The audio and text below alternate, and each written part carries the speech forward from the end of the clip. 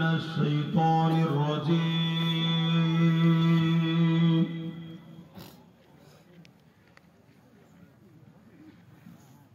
بسم الله الرحمن الرحيم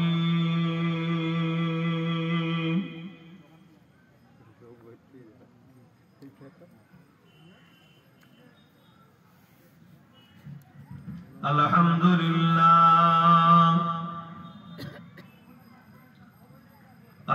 لله نحمده ونستعينه ونستغفره ونؤمن به ونتوكل عليه ونعوذ بالله من شرور أنفسنا ومن سيئات أعمالنا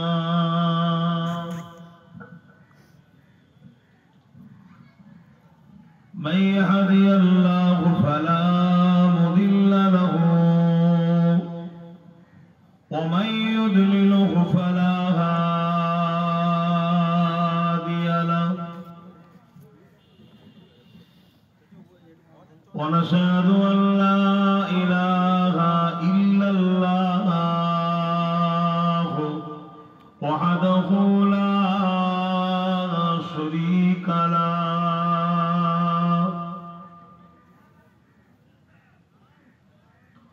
ونشهد أن سيدنا وحبيبنا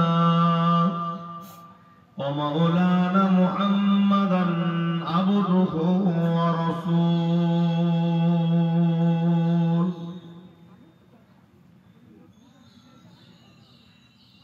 أما بعد فيا أيها الحاضرون رحمكم الله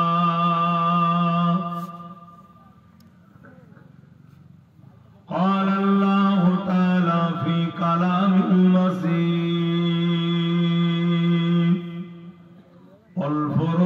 والفرقان الحميد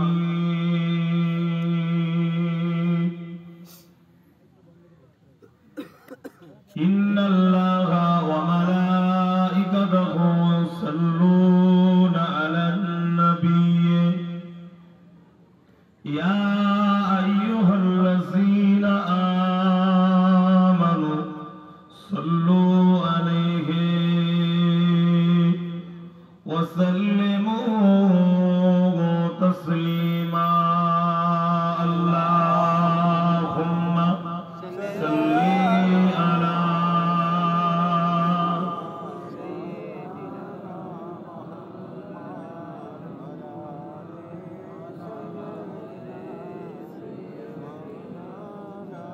জবান খুলে খুলে পড়ে উচ্চ আওয়াজে পড়ে মোহাব্বতে পড়েন আল্লাহুম্মা সাল্লি আলা সাইয়্যিদিনা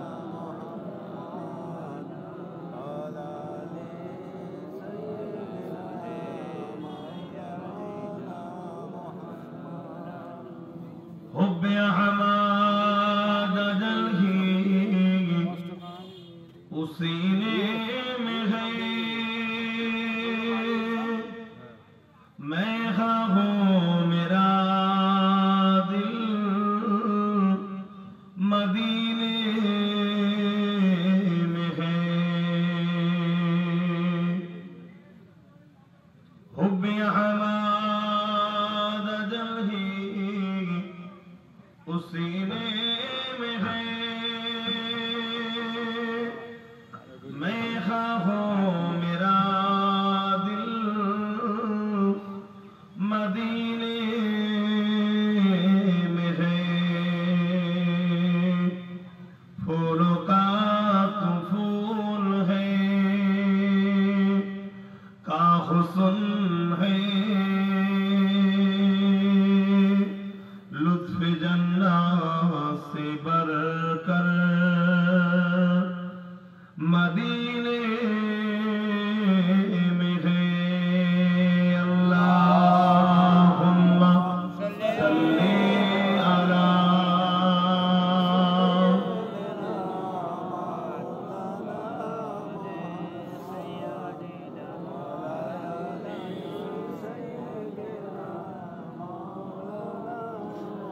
मेरे आँखों की बुदली में जलवा मोहम्मद का, मेरे दिल की आईने में नक्शा है मोहम्मद का। कोई जन्नत में जाएगा, कोई दोज़ख में पहुंचे। मदीने की तरफ दौड़ दीवाना मोहम्मद का। अल्लाहुम्मा सल्ली अला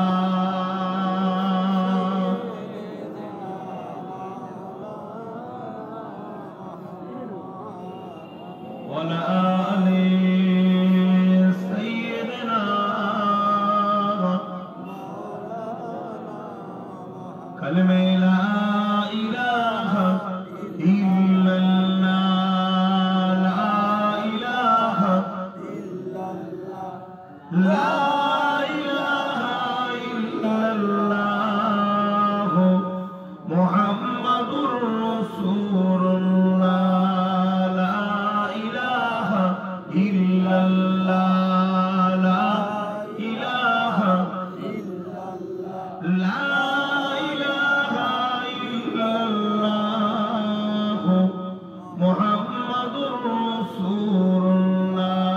हस्बी रब्बी जल्लल्लाह मा फी क़ल्बी खैरुल्लाह, नूर मुहम्मद सल्लल्लाह हक़ ला इलाहा इल्लल्लाह, ला इलाहा ला इलाहा इल्लल्लाह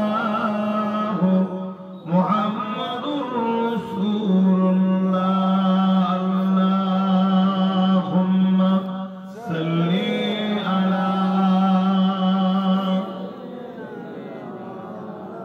मौलाना मुहम्मद वला आले सय्यदना।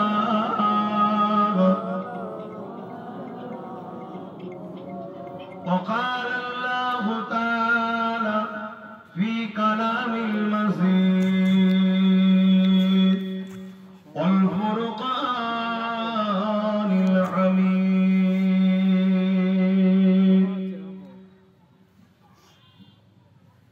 وما خلقت الجن والإنس إلا ليعبدون।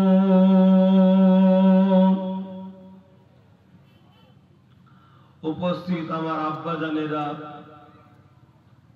পর্দা নিশিরা আমাদের মা বোনেরা, আমার নওজোয়ান তরুণেরা, যুবকেরা, ছোট ছোট বাচ্চারা, প্রতি বছর না এবছর আপনারা কোরআন সুন্নাহ তথা দ্বীন ইসলামের আলোচনা সভা মাহফিল করেছেন,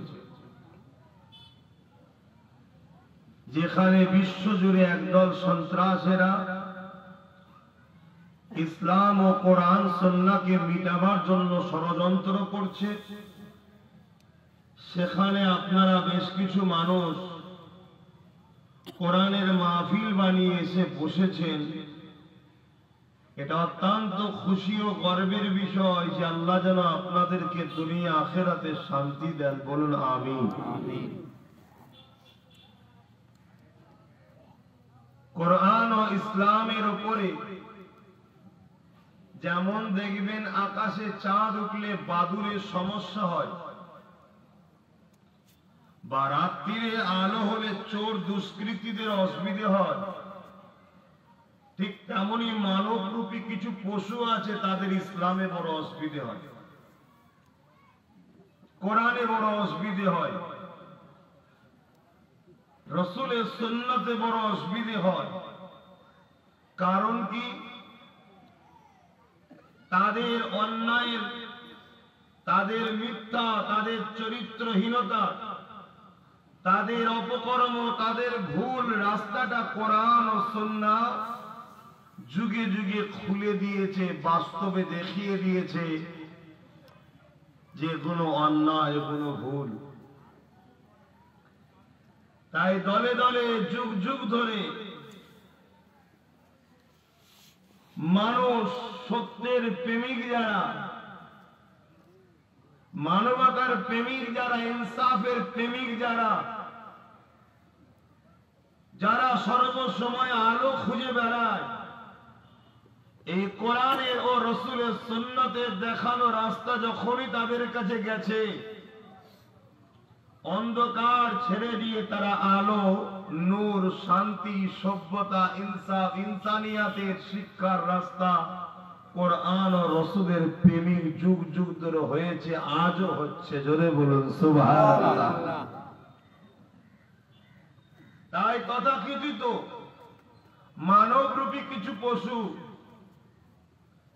তারা এই কোরআনের সত্যকে মিটিয়ে দিবার জন্য, রসুলের সত্যকে মিটিয়ে দিবার জন্য এক কথায় ইন্নাদ দীনা ইনদাল্লাহিল ইসলাম, আল্লাহর মনোনীত পছন্দনীয় ধর্ম ইসলামকে মিটাবার জন্য যুগে যুগে তারা চেষ্টা চালিয়ে যাচ্ছে।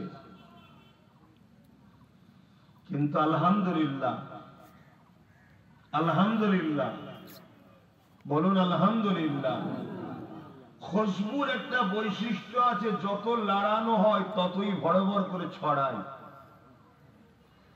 ইসলাম এমন একটা খুশবু, কোরআন এমন একটা খুশবু, সুন্নাহ এমন একটা খুশবু, এই খুশবুর পিছনে যত লেগেছে, যত লাড়িয়েছে, তত এই খুশবু সমাজের বুকে ছড়িয়ে যাচ্ছে। জোরে বলুন সুবহানাল্লাহ। একটা সময় পৃথিবীর বুকে একটা লোক ছিল, সে বেটা মরে গেছে কি আমি জানি না, খবর আমার কাছে নেই।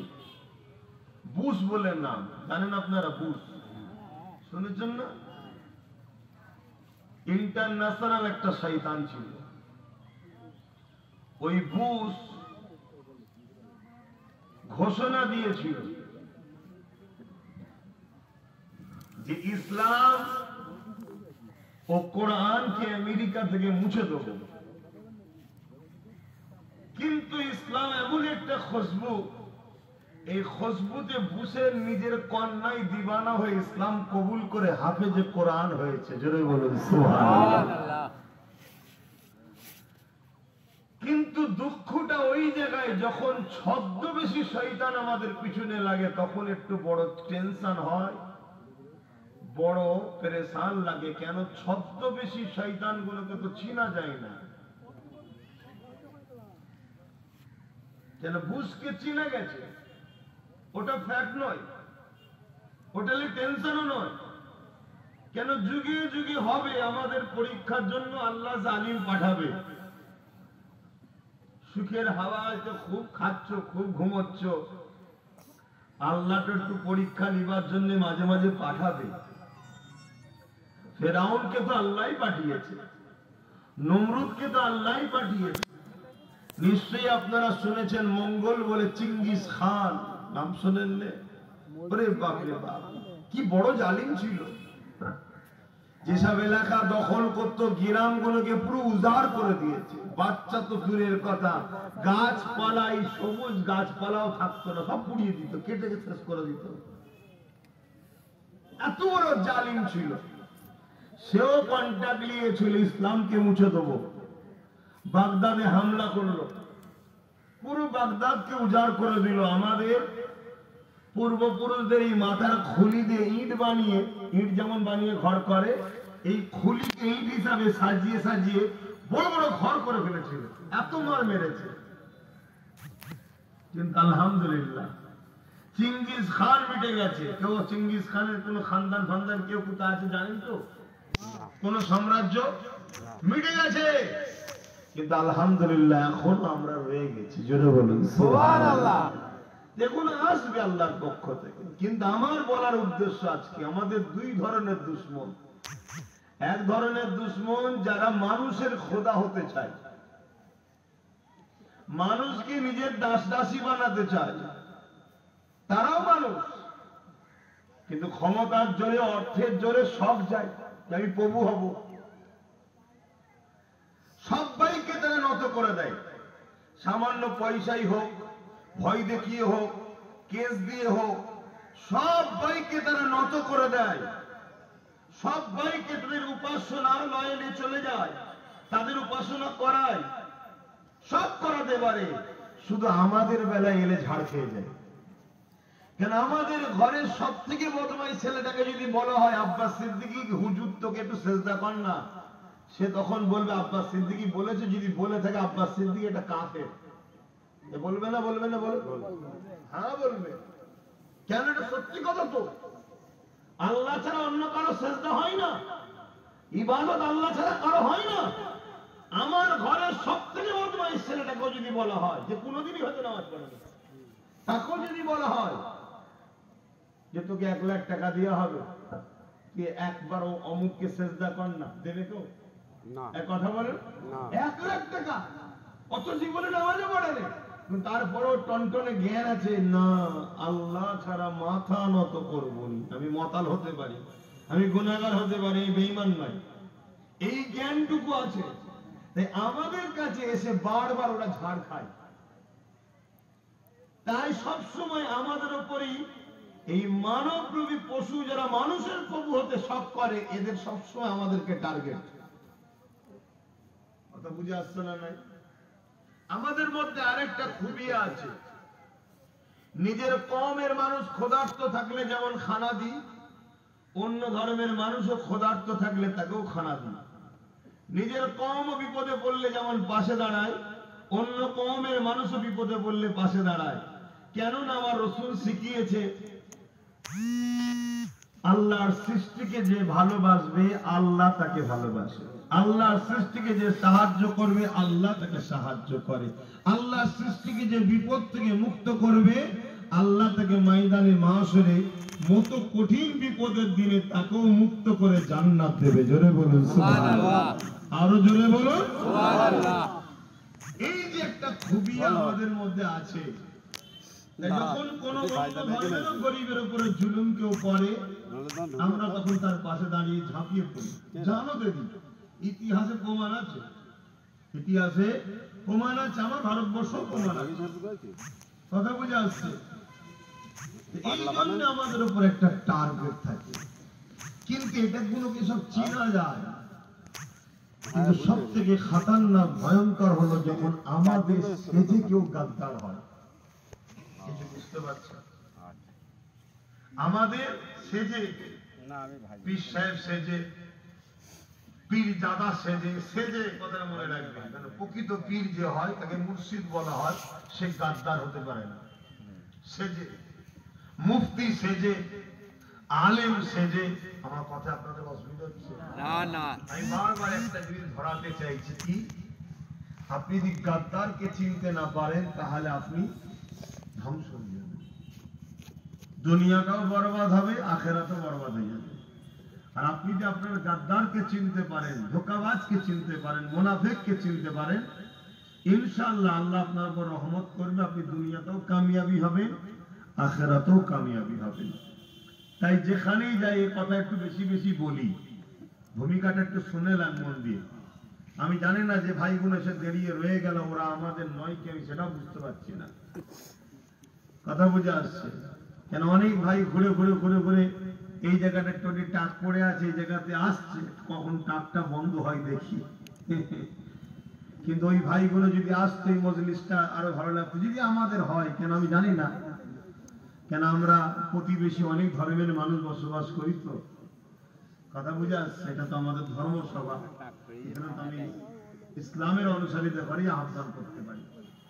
তো ভাইয়েরা আমার, শুনছেন তো নাকি? আমাদের মধ্যে কিছু মুফতি সেজে, মৌলানা সেজে, আলেম সেজে, ইমাম সেজে আমাদের মধ্যে কিছু লোক আছে যারা যুগ যুগ ধরে একটা কাজ শুধু ওই প্রকাশ্য দুশ্মনদের হয়ে করে যাচ্ছে। কি কাজ? ছলে বলে কলে কৌশলে আমাদের ভেতরের ঈমানটাকে চুরি করছে। শুনছেন? কেন ভাই ঈমানের উপরে এত টার্গেট? কেন? কেন প্রকাশ্য যারা আমাদেরকে ক্ষতি করতে চেয়েছে, যুগে যুগে তারা দেখেছে আমাদেরকে হত্যা করো, তারা দমাতে পারেনি, মিথ্যা কেস দিয়েও দমাতে পারেনি, জুলুম করেও দমাতে পারেনি, তাদের সংখ্যা বেশি আমাদের সংখ্যা কম তাও দমাতে পারেনি, তাদের হাতে হুকুমত ছিল আমাদের ছিল না তাও কমাতে পারেনি, তাদের হাতে অস্ত্র ছিল আমাদের ছিল না তাও কমাতে পারেনি, সর্বদিক দিয়ে তারা চেষ্টা করেছে আমাদেরকে দমাতে পারেনি। তখন তারা রিসার্চ করে দেখেছে যে কোন শক্তিতে এরা জেতে। সরকারও এদের নয়, পদও এদের নয়, প্রশাসনও এদের নয়। কথা বুঝে আসছে? সব আমাদের থাকার পরেও আমরা এদের সঙ্গে পারি না কেন? এত জলদি বেরিয়ে ডবল বীর হয়ে যায়। শুনছেন না? শোনেন? এত মারি, ঘুরে দাঁড়িয়ে আরো বেশি শক্তিশালী হয়ে ওঠে। 144 ধারা করেও জলসাকে বন্ধ করতে চাই, তাও বন্ধ করতে পারি না। হয় না সমাজে? কেস দেব ধর্মসভা করলে তাও দেখি হাইকোর্ট থেকে পারমিশন করে নিয়ে এসেও করে। আজও আছে না? নাই? আগে তো আরো ছিল পাওয়ারফুল, এখন তোমাদের ঈমান অনেক দুর্বল। আগেকার মানুষের ঈমান আরো তো পাওয়ারফুল ছিল। এই জন্য তারা বড় রিসার্চ করে দেখেছে এদের হৃদয়ে একটা পাওয়ার আছে, যে পাওয়ারটাকে আরবিতে বলা হয় ঈমান। জোরে বলুন সুবহানাল্লাহ। ওই ঈমান এদেরকে সমস্ত দিক দিয়ে শক্তি যোগায়। আমরা বন্দুক দেখলে ভয় খাই, এদের ঈমান বন্দুক দেখলে জান্নাতের খুশবু মিলাই। জোরে বলুন সুবহানাল্লাহ। আমরা কামান দেখলে ভয় খাই, আর এদের ঈমান কামানের সামনে আল্লাহর জান্নাতকে দেখায়। জোরে বলুন সুবহানাল্লাহ। আমরা মাইনের জন্য লড়তে যাই, আর এরা আল্লাহ ও রাসূলকে রাজি করার জন্য জান দিতে যায়। জোরে বলুন সুবহানাল্লাহ। এদের ঈমান এদেরকে সব সময় সর্বদিক দিয়ে এদেরকে কামিয়াবি দেয়। আর এদের ঈমান যখন থাকে, আর এরা যখন হাত তুলে বলে আল্লাহু আকবার, ওই যে আওয়াজটা প্রত্যেকটা সন্ত্রাসদের কানে বড় ব্যথা হয়ে দাঁড়ায়। তাই সন্ত্রাসরা এখন এই স্লোগান দেওয়াটাকেও ব্যান করার চেষ্টা করছে। শুনছেন না? শোনেন? এই স্লোগানটাকেও ব্যান করতে চাইছে, যে স্লোগান ব্যান করতে হবে। কিন্তু সন্ত্রাসরা জানে না এই স্লোগান যতদিন দুনিয়ায় হবে ততদিন সূর্য উঠবে, চাঁদ ডুববে, চাঁদ উঠবে, সূর্য ডুববে। যেদিন এই স্লোগান বন্ধ হবে সেদিন তো আসমান ভেঙে পড়বে, চাঁদ ভেঙে পড়বে, তারা ভেঙে পড়বে, এই পাহাড় গুলো তুলোর মতো উঠবে, একটা পাহাড়ের সঙ্গে আর একটা পাহাড়ের টক্কর হবে, ভেঙে চূর্ণ বিচূর্ণ হয়ে যাবে। এই পৃথিবী আসমান দুটো গিলাসে যেমন পানি আর চিনি ফাটা হয়, এভাবে আল্লাহ ফেটে দেবে। জোরে বলুন সুবহানাল্লাহ। আরো জোরে বলুন সুবহানাল্লাহ। এ সন্ত্রাস তো জানে না, কিন্তু ওর বড় ব্যথা হয়। দেখেন না, কিছু কিছু সময় বলে, হঠাৎ করে শোনা যায় অমুক একটা সন্ত্রাস বলে ফেললো কি না আজানে বড় সমস্যা হচ্ছে, বলে না? ওর ব্যথা অন্য জায়গায়। এই মধুর আজানে পৃথিবী এখনো দিবানা হয়ে যাচ্ছে। জোরে বলুন সুবহানাল্লাহ। আমেরিকা বলুন, ব্রিটেন বলুন, ফ্রান্স বলুন, ইংল্যান্ড বলুন, পৃথিবীতে বড় বড় কান্ট্রি গুলোতে এই আজান শুনে দলে দলে মানুষ ইসলামের দিবানা হয়ে যাচ্ছে। জোরে বলুন সুবহানাল্লাহ। এজন্য এরা আপ্রাণ চেষ্টা করছে, কিন্তু এদের হাতের মূল সৈন্য হলো ওই মুনাফিক বক্তা, মুনাফিক মুফতি সাহেব, মুনাফিক ইমাম, মুনাফিক পীর সাহেব, মুনাফিক পীরজাদা। তাদেরকে যদি আমরা চিনতে না পারি বরবাদ হয়ে যাবে। তাদের দ্বারাই একটাই কাজ করানো হচ্ছে, আমাদের ঈমানকে বলুন বলুন পার করা হচ্ছে। আমার ছেলেরা ভাইরা মুখে দাড়ি নেই, পরনায় প্যান্ট শার্ট পরা, এগুলো গুনাহগার, গুনাহ, এগুলো রাখো, কিন্তু মনে রাখবে এর থেকেও দামি সম্পদ হলো ঈমান। ঈমান যদি না থাকে সবটা থেকেও বেকার। আমি এই জায়গাটা বুঝাতে পেরেছি। তাহলে ঈমানটাকে কেন সরাতে চাইছে? আমাদেরকে দুর্বল করার জন্য। ঈমান আমাদেরকে পাওয়ার দেয়।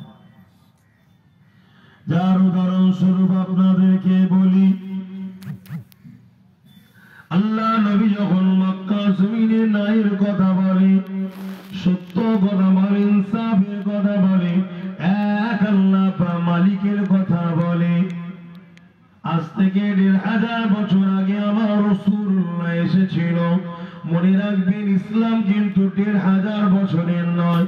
ইসলামের প্রথম মন্ত্র হলো লা ইলাহা ইল্লাল্লাহ, নেই কোনো মালিক এক আল্লাহ ছাড়া। ইসলাম এসেছিল তবে থেকে যখন পৃথিবীতে প্রথম মানুষ এসেছিল, যিনার নাম হলো আব্বাজান আদম সফিউল্লাহ, যিনি প্রত্যেকের বাপ, মুসলিম হোক অমুসলিম হোক, সবার শুরু একজন পুরুষ আর একটা নারী থেকে শুরু। শুধুমাত্র পৃথিবীতে তাহলে লড়াই হচ্ছে কাছে কাছে, সব ভাই বোন ভাই ভাই লড়াই হচ্ছে, ভাই ভাই লড়াই। আমরা সবাই কিন্তু এক বাপ মার ছেলে, সে মুসলিম হোক, হিন্দু হোক, আদিবাসী হোক, সাঁওতাল হোক, খ্রিস্টান হোক, মতুয়া হোক, শিখ হোক, পাঞ্জাবি হোক, যে কোনো সিভিল কার ওবিসি, আরো কত ধর্ম আছে ভাই, যার যার প্রিয় তার তার কাছে। কিন্তু সমস্ত মানুষের শুরু কার থেকে? একজন পুরুষ একজন নারী। সৃষ্টিকর্তা প্রথমে একটা পুরুষ বানালেন, নাম রাখলেন আদম। তারই বাপাসের পাঁজরের হাড় থেকে একটা নারী বানালেন, যার নাম হলো হাওয়া, যারা হলো আমাদের আব্বা ও আম্মা। আব্বাকে পাঠিয়েছে ভারতবর্ষে আর আম্মাকে পাঠিয়েছে আরবে। অতএব বাপের দেশ হলো ভারত, মায়ের দেশ হলো আরব। বলুন সুবহানাল্লাহ। কথা বুঝে আসছে? তো সেই থেকে শুরু। তিনিও কিন্তু এক মালিকের উপাসনা করেছে। কজনে? একজনের। অতএব ইসলাম সেই দিন থেকে। ইসলাম শব্দের মানে হলো শান্তি। সালাম থেকে এসেছে ইসলাম, এর মানে হলো শান্তি। ইসলাম এক আল্লাহকে উপাসনা করার নাম। ইসলাম রাসূল পাক সাল্লাল্লাহু আলাইহি ওয়াসাল্লাম আখেরি মেসেঞ্জার মুহাম্মদ রাসূলকে মেনে নিতে হবে। বাকি যত নবী রাসূল এসেছিল সেই পিরিয়ডের সময় তিনারা হক ছিলেন, এটাকেও বিশ্বাস রাখতে হবে। বুঝতে পারছেন তো? যত আসমানি কিতাব এসছে সব কিতাবকে মেনে নিবার নাম ইসলাম। ইসলাম কাকে বলে? সভ্যতার নাম, ইনসাফের নাম, ইনসানিয়াতের নাম, গরিবকে খানা খাওয়াবার নাম, গরিবের পরনের কাপড় দিবার নাম, বস্ত্রহীনকে বস্ত্র, অন্নহীনকে অন্ন, বাসস্থানহীনকে বাসস্থান দিবার নাম। ইসলাম ভালোবাসার নাম, ইসলাম প্রেমের নাম, ইসলাম সাম্যের নাম, ইসলাম এতিমকে ভালোবাসার নাম, ইসলাম মা বাপকে সম্মান দিবার নাম, ইসলাম স্ত্রীর মর্যাদা দিবার নাম, ইসলাম নারীকে অধিকার দিবার নাম। জোরে বলুন সুবহানাল্লাহ। ইসলাম যার জুলুমকে মিটাবার নাম হলো ইসলাম। জোরে বলুন সুবহানাল্লাহ। তাহলে যারা জুলুম করে তারা ইসলামকে ভয় করবে না? করবে না? এক কথা বলে, তাহলে জুলুমকে মিটাবার নাম কি? ইসলাম। যে গরিবকে যারা লোটে তাদের বিরুদ্ধে লড়াই করার নাম কি? জোরে বলুন, জোরে জোরে বলুন, ইসলাম। তাহলে যারা গরিবকে লোটে তারা ইসলামকে ভয় করবে না? করবে না? এটা বোঝার চেষ্টা করুন। এই জন্য ইসলামের উপরে এত রাগ। কিন্তু তাদের হাতে অর্থ আছে, পাওয়ার আছে, মিডিয়া আছে, তারা সব সময় অর্থ দিয়ে, মিডিয়া দিয়ে সমাজকে ইসলাম নিয়ে মিসগাইড ছড়াচ্ছে, ভুল মেসেজ ছড়াচ্ছে। কথা বুঝে আসছে? তারাই একদল লোককে পয়সা দিয়ে দাড়ি টুপি রেখিয়ে মুসলমান নাম কোটে এফিডেভিট করিয়ে তাদের দ্বারা সন্ত্রাসী করাবে আর মিডিয়ায় দেখাবে মুসলমান ইসলাম মানে এই, ইসলাম মানে এই।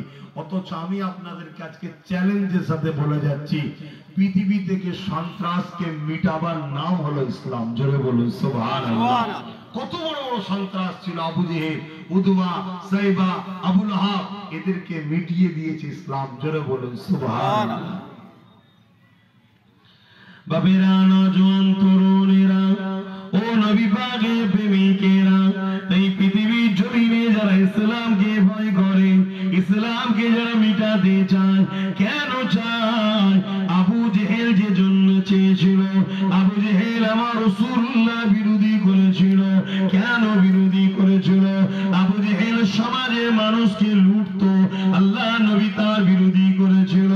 আবু জেহেল মানুষকে দাসী বানিয়ে দিয়েছিল, আল্লাহ নবী বলেছিল মানুষ কখনো কারো দাসী হবে না, মানুষ একমাত্র দাসত্ব করবে সেই সৃষ্টিকর্তা মহান রব্বুল আলামিনের দাসত্ব করবে। আবু জেহেল দুনিয়া জমিনের মানুষকে এইভাবে কোমরে দড়ি বেড়ি দিয়ে বাজারে নিলামে তৈরি তথ্য বিক্রি করত। আল্লাহ নবী এই বিক্রি প্রথাকে বন্ধ করে দিয়েছে। সেই সময়ে বাচ্চা বাচ্চা কন্যাগুলোকে জ্যান্ত পুঁতে দেওয়া হতো। আল্লাহ নবী জানিয়ে দিল না, পুরুষ যিনি দেয় কন্যা সন্তান তিনি দেয়, অতএব এই কন্যাদেরকে পুঁতে যারা দিচ্ছে না জালিম, এই পুঁতাটা বন্ধ করতে হবে। এক পদে আল্লাহ নবী সন্ত্রাস জালিম আবু জেহেল উতবা সাইবাদের বিরুদ্ধে লড়েছিল। এই জন্য তারা আমার রাসূলুল্লাহর বিরোধী করেছিল। আজকে তিনও যারা ইসলামের বিরোধী করবে, মনে রাখবেন তারা আজকে দিনে আবু জেহেল উতবা সাইবাদের উত্তরসূরি। কিন্তু দুঃখ এটাই লাগে, যুগে যুগে ইসলামের বিরোধী যারা করেছে আল্লাহ তাদেরকে মিটিয়ে দিয়েছে, কিন্তু আমাদেরকে মিটাবার জন্য সেই ইসলামের দুশমনেরা একদল মানুষকে অর্থ দিয়ে, পদ দিয়ে, সম্মান দিয়ে, নানা রকম ভাবে তাদেরকে খরিদ করে, তাদের দ্বারা লাখো কোটি টাকা খরচ করে তোমার আমার ঈমানকে লুটতে লেগেছে। কেননা ঈমান যদি না থাকে তুমি আমি কামিয়াবি হব না। যুগে যুগে তুমি আমি কামিয়াবি হয়েছি ঈমানের জোরে। বদরের ময়দানে 313 জন তুমি আমি ছিলাম, তোমার আমার উত্তরসূরিরা ছিল। আর জালিমদের দিকে ছিল 1000-এর উপরে। জালিমদের হাতে অস্ত্র ছিল, সুসজ্জিত যোদ্ধা ছিল, ঘোড়া ছিল, উট ছিল, তীর ছিল, বল্লম ছিল। আর এমন করে তোমার আমার উত্তরসূরিরা যিনারা, তোমার আমার পূর্বপুরুষ যিনারা ছিল, তিনাদের সংখ্যা মাত্র 313 জন ছিল। তাদের হাতে খাজুরের ডাল ছিল, অস্ত্র ছিল না, কিন্তু 313 জন খাজুরের ডাল বাহিনীর কাছে সুসজ্জিত যোদ্ধা 1000-এর উপরে পরাজিত হতে বাধ্য হয়েছিল। আরো জোরে বলুন সুবহানাল্লাহ। তারা চিন্তা করছে কি করে হয় এটা। আমাদের হাতে অস্ত্র আছে, যুদ্ধের লোহার ড্রেস আছে, ঘোড়া আছে, হাতি আছে, তার উপরে সওয়ার হয়ে আমরা যুদ্ধ সৈনিক। আমরা আর সাধারণ খেটে খাটা মানুষ, সাধারণ মানুষ। ইয়াসরিফের মানুষ তো খুবই পিছিয়ে পড়া মানুষ ছিল, সাধারণ গরিব মানুষ ছিল। তার মাত্র 313 জন খাজুরের ডাল দিয়ে আমাদেরকে হারিয়ে দিল কি করে শুনছেন? তারাও রিসার্চ করে দেখেছে, ওই একটাই পাওয়ার, ঈমান। জোরে বলুন সুবহানাল্লাহ। এই ঈমান কে লুটার জন্য, আমাদের অন্তর থেকে বার করে দেওয়ার জন্য বিশ্ব জুড়ে ষড়যন্ত্র চলছে। অতএব ঈমানকে বাঁচান।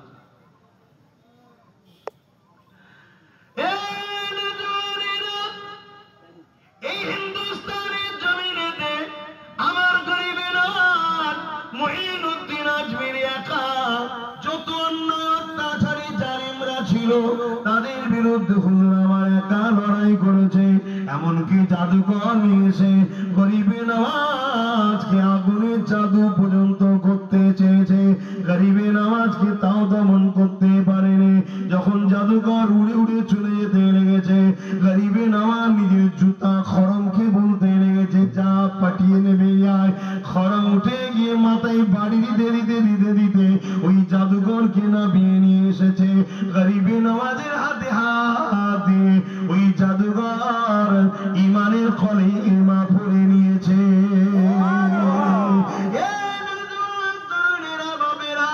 এই ভারতের জমিনে যত অত্যাচারী ছিল, যারা গরিবদেরকে জুলুম করত, গরিবদের গলাতে ঘণ্টা ঝুলিয়ে রাখত, গরিবদের মুখ দেখলে অশুভ ভাবে মনে করত, নিচু জাত ছোট জাতের বিভাজন করে দিয়েছিল, মানুষের উপরে জুলুম অত্যাচার স্ত্রীরা চালাতো।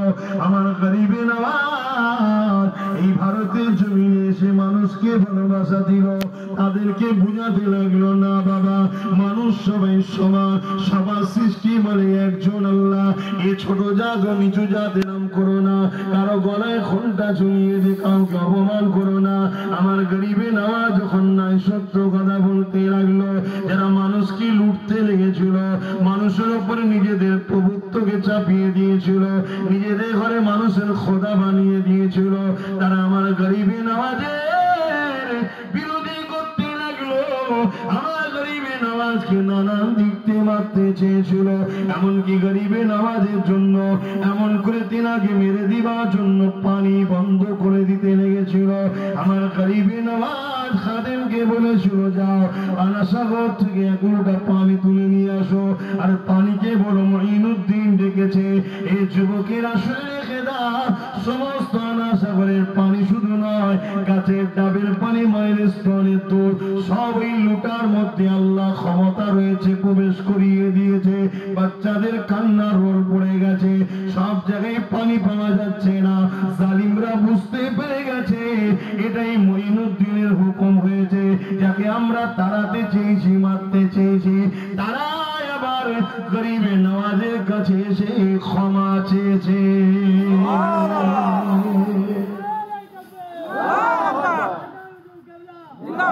কিসের জোরে এগুলো হচ্ছে? জোরে বলো। ইমানের জোরে। নামাজি এখনো আছে, নেই কে বলেছে? রোজাদার এখনো আছে, হাজি এখনো আছে, নেই কে বলেছে? হজ করে না, নামাজ পড়ে না, তাহলে মসজিদে একটা ছিল, তিনটে চারটে হচ্ছে কি করে?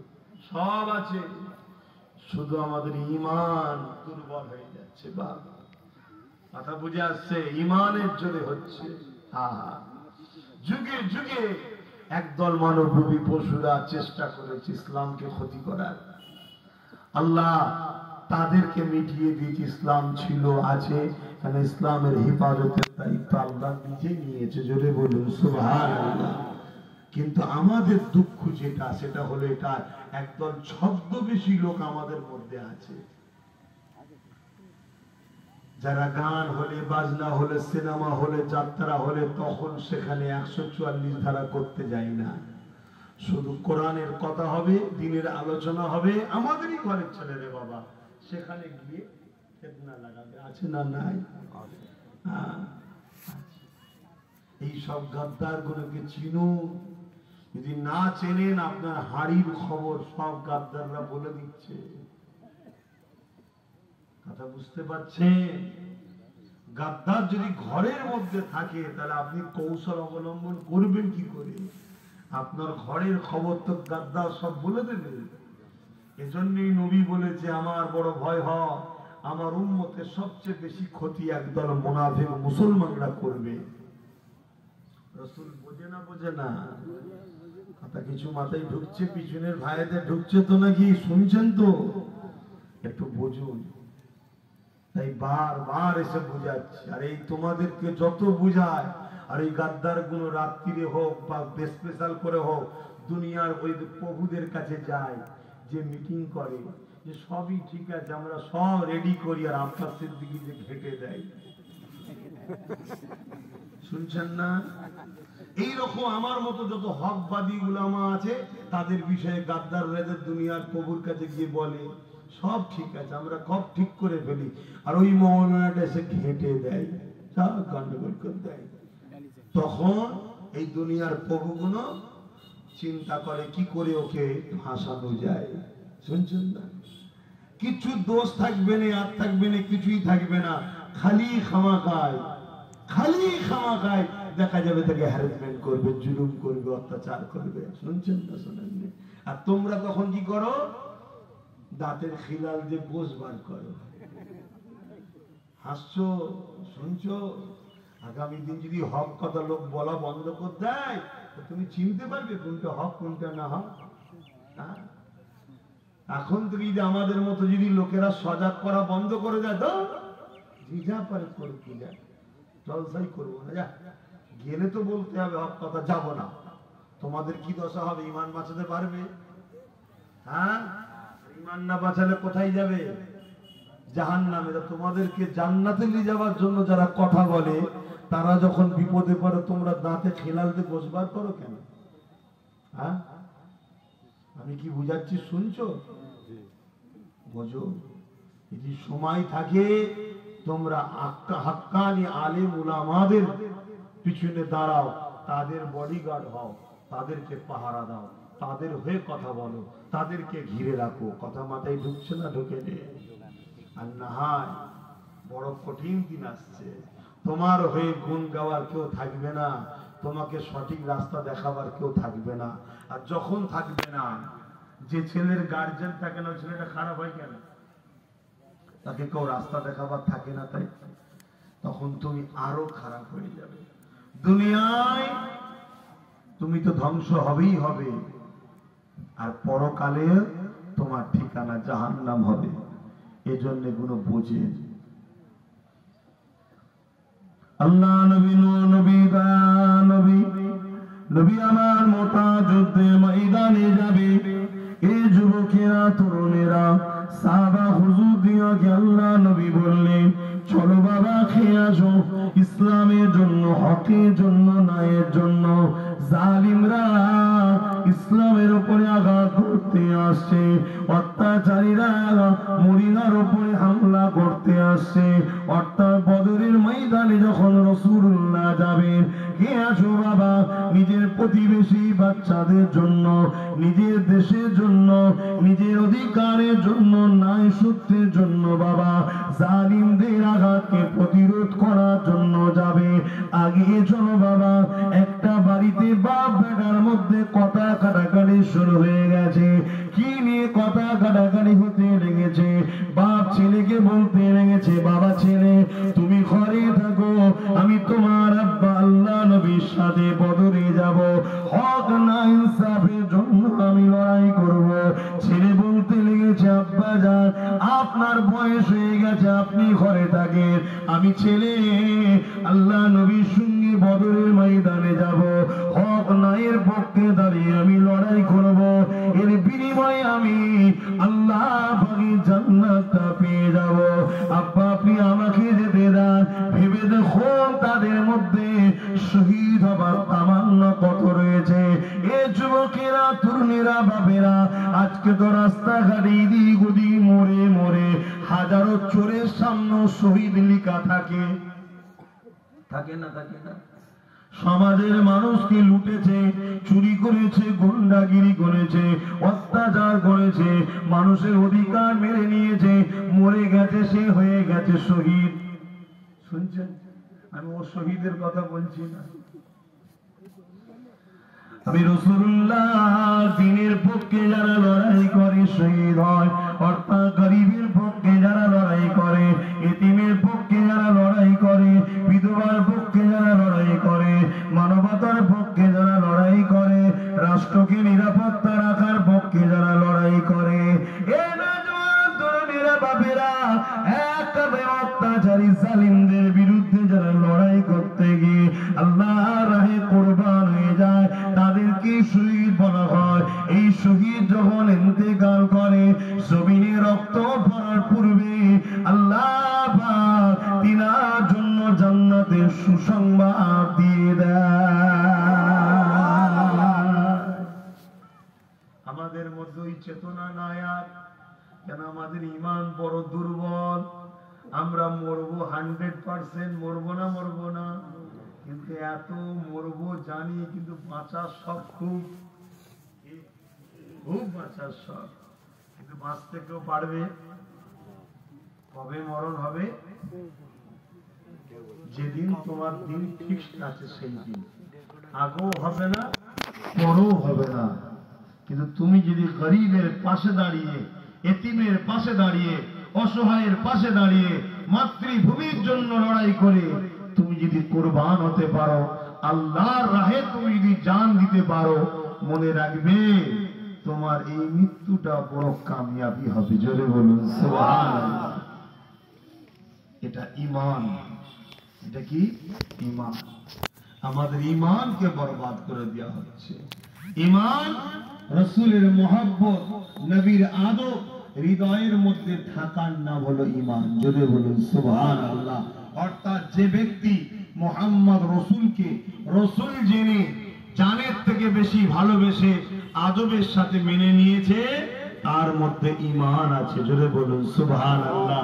আর যার মধ্যে এটা নাই, সে হতে পারে নামাজি, হতে পারে দাড়িওয়ালা, হতে পারে রোজাদার, তার মধ্যে কিন্তু ঈমান নাই।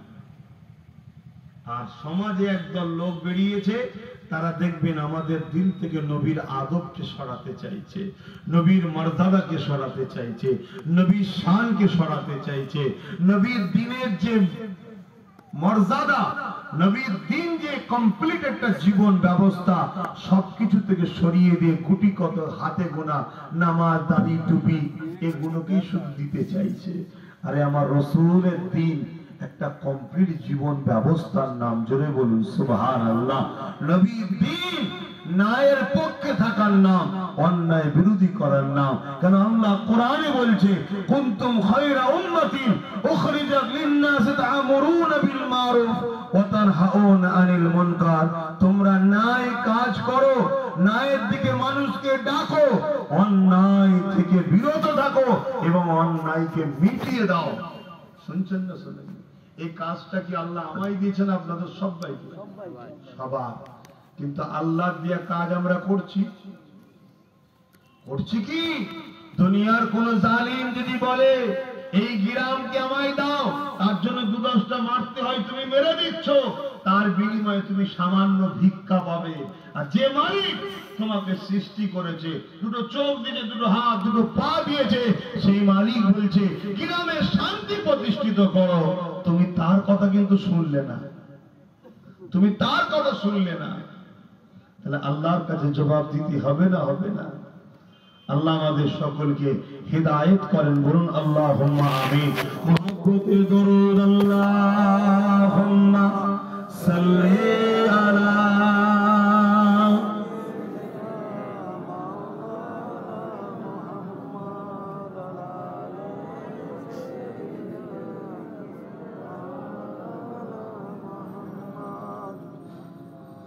जो कोई गम सताए तो मदीना याद कर लेना, ना दिल को चैन आए तो मदीना याद कर लेना।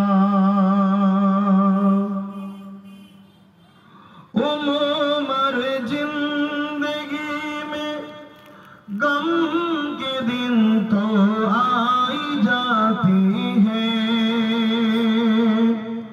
उम्र जिंदगी में गम के दिन तो आई जाती है। कभी लम्हा आए तो मदीना याद कर लेना, जो कोई गम सताए तो मदीना याद कर लेना, ना दिल को चैन आए तो मदीना याद कर लेना।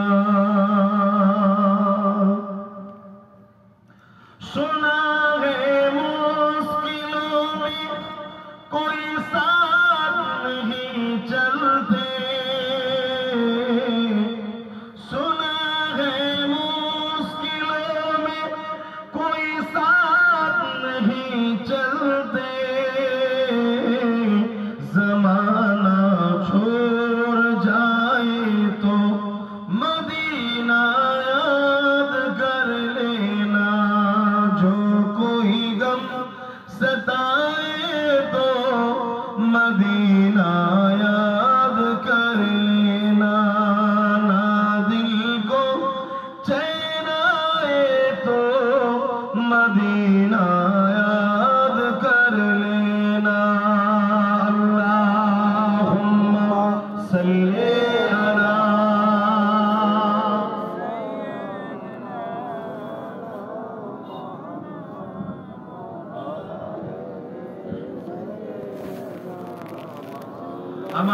বাপজানেরা, এখন তো সমাজে কথা বলাও বড় মুশকিল।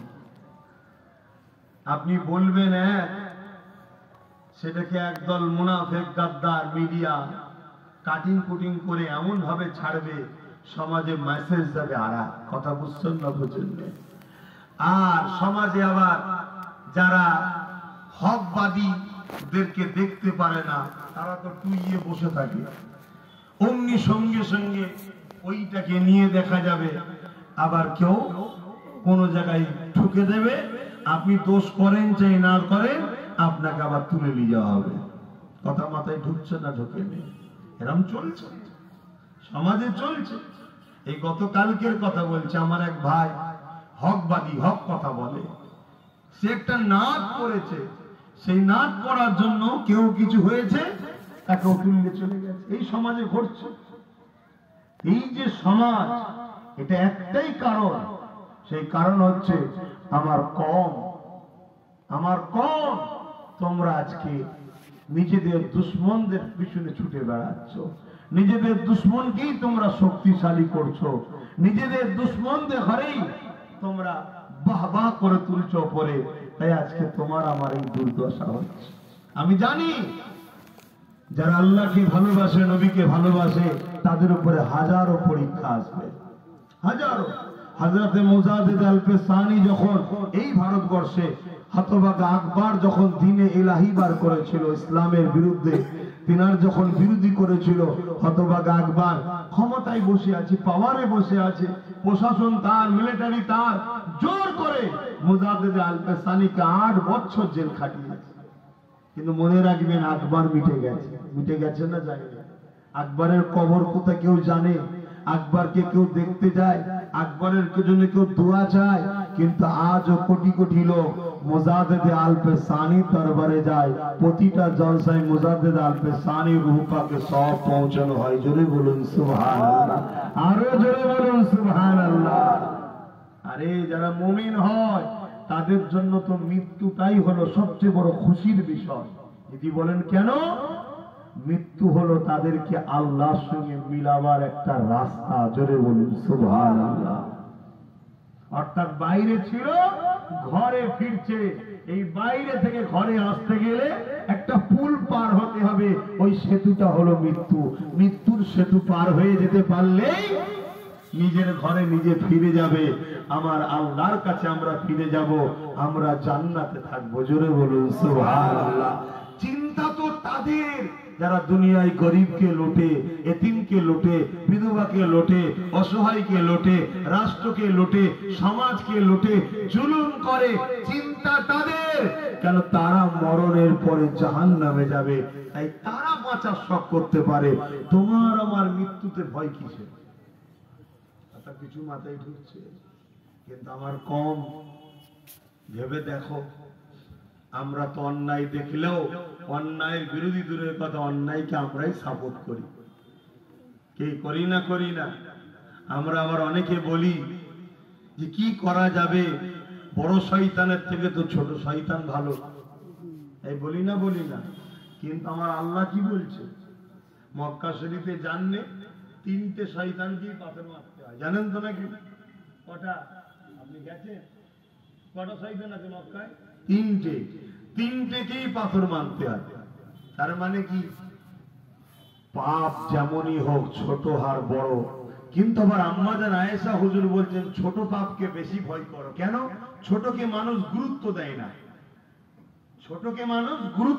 না, আর এই গুরুত্ব না দেওয়ার জন্য একদিন হতে হতে হতে হতে এত পাপ হয়ে যায়, বড় কেউ টপকে চলে যায়। এক কথা বুঝে আসছে?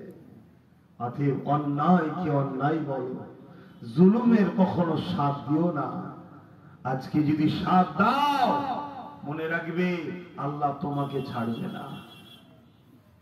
দেখা যাবে তুমি আমি এমন একজন মানুষের পাশে দাঁড়ালাম, এমন একজন মানুষকে খাইয়ে দাইয়ে বড় করলাম, এমন একজন মানুষকে সাহায্য করে শক্তিশালী করে তুললাম, সে তোমার আমার সাহায্য নিয়ে খেয়ে দিয়ে বড় হয়ে শক্তিশালী হয়ে দেখা দেখা যাবে সে তোমার আমার ঘর আল্লাহ ঘরকে মিটাতে চাইছে। তোমার আমার 7 জনে সে ক্ষমতাশালী হয়ে আল্লাহ নবীর ঘর মসজিদ মাদ্রাসার বিরোধী করতে লেগেছে। তোমার আমার 7 জনে দেখা যাবে তোমার আমার কওমের ছেলেগুলোকে মূর্খ গরিব বানাবার প্ল্যান তৈরি করছে। মনে রাখবে জালিম যে খোদার ঘরে বিরোধী করলো ও একা জাহান্নামে যাবে তা নয়, যে রবির ঘরে বিরোধী করলো ও একা জাহান্নামে যাবে তা নয়। ওকে যারা সহযোগিতা করেছে ওকে ওই জায়গাতে পৌঁছাবার জন্য যারা যারা ওর পাশে দাঁড়িয়েছে কিয়ামতের দিনে আল্লাহ পাকের কাছে তাকে জবাব দিতে হবে। শুনছেন? যদি তুমি কবরকে বিশ্বাস করো, তুমি যদি জাহান্নাম জান্নাতকে বিশ্বাস করো, তুমি যদি বিশ্বাস করো মৃত্যুর পরে আবার উঠানো হবে, সুম্মা নুফিকা উখরা ফাইযা হুম কিয়ামুন ইয়ানসুরুন, যিনি একবার বানিয়েছে আবার তিনি দ্বিতীয়বার তুলবে আমাদের ঘরে। ময়দানে মাশর বিচারের দিন হবে, যে দিনটা মাতার বিদ্যা ইখতিলাফাত উপরে আল্লাহ সূর্য নামিয়ে দেবে, যেদিন সূর্যের 12 ঘন্টা বেড়ে যাবে, মানুষের মাথা খিলগুলো নাক দিয়ে গলে গলে পড়বে। ওই ময়দানে মাশরে মুসা নবীও থাকবে, ফেরাউনকেও দাঁড়াতে হবে। ওই ময়দানে মাশরে ইব্রাহিম নবীও থাকবে, নমরুদকেও দাঁড়াতে হবে। ওই ময়দানে মাশরে আবু জেহেলও থাকবে, উতবা সাইবা থাকবে, সিদ্দিক আকবর ফারুক আজম তিনারাও থাকবে। ওই ময়দানে মাশরে মনে রাখবে তোমাকে আমাকেও দাঁড়াতে হবে, আর আজকে ছোট বড় জালিম গুলোকেও দাঁড়াতে হবে। তুমি যদি ওই ময়দানে মাশরকে ভয় করো, যেদিনটা হবে কতদিন আল্লাহর কোরআন জানাচ্ছে কানা মিকদারু 50,000 সানাদিন, 50,000 বছরের একটা দিন হবে, যেদিন মাথায় এক বেদা ইখতিলাফাত উপরে আল্লাহ সূর্যকে নামিয়ে দেবে। ওই দিনে জমিনটা পুড়ে পুড়ে লোহা যেমন লাল হয়ে যায় ওই রকম লাল হয়ে যাবে।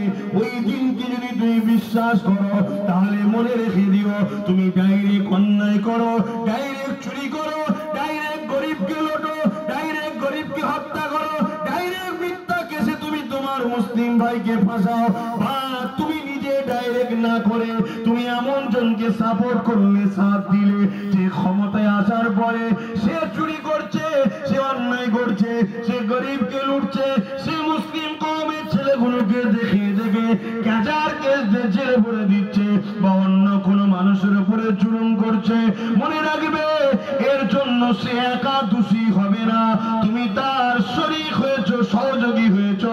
আল্লাহ তোমাকে তার সঙ্গে ওই ময়দানে মাশর আযাব দেবে এবং তোমার ঠিকানা জাহান্নামে তার সাথে হবে। আর তুমি যদি অন্যায়ের বিরুদ্ধে থাকো, জালিমের বিরুদ্ধে থাকো, গরিবের পক্ষে থাকো, অসহায়ের পক্ষে থাকো, আল্লাহ নবী জানিয়ে দিল কিয়ামতের দিনে সে আমি নবী আমার শাফাআত নিয়ে আল্লাহর জান্নাতে যাবে। জোরে বলুন সুবহানাল্লাহ।